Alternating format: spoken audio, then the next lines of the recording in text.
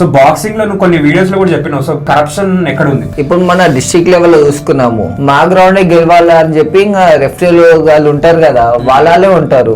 ఇంకా ఇది రాత్రి సిట్టింగ్ చేస్తారు, మార్నింగ్ గెలిపి అంటారు, రావడం అంటారు. అయిపోయింది. మా వాళ్ళని గెలిపించుకుంటారు. నేను నిన్ను గెలిపించుకుంటాను, నువ్వు మా వాళ్ళని గెలిపి స్టేట్ లెవెల్ కి వస్తాం. స్టేట్ లెవెల్ కూడా అంతే ఉంటది. నేషనల్ వస్తే మావాడే గెలవాలి.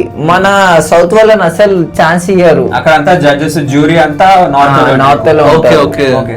అది మెయిన్ ఇష్యూ ఆడ. నేను ఆడేది ఉస్మానియా యూనివర్సిటీ, ఆల్ ఇండియా యూనివర్సిటీకి పోయినా. అక్కడ నుంచి మస్తు పాలిటిక్స్ అలా.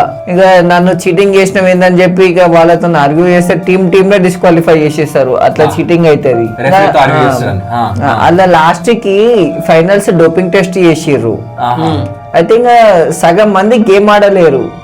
నాకు ఇంజురీ అయింది అది అని చెప్పి ఫైనల్స్ ఆడలేరు. ఫైనల్ కి డోపింగ్ టెస్ట్ చేసి అంత రేంజ్ లో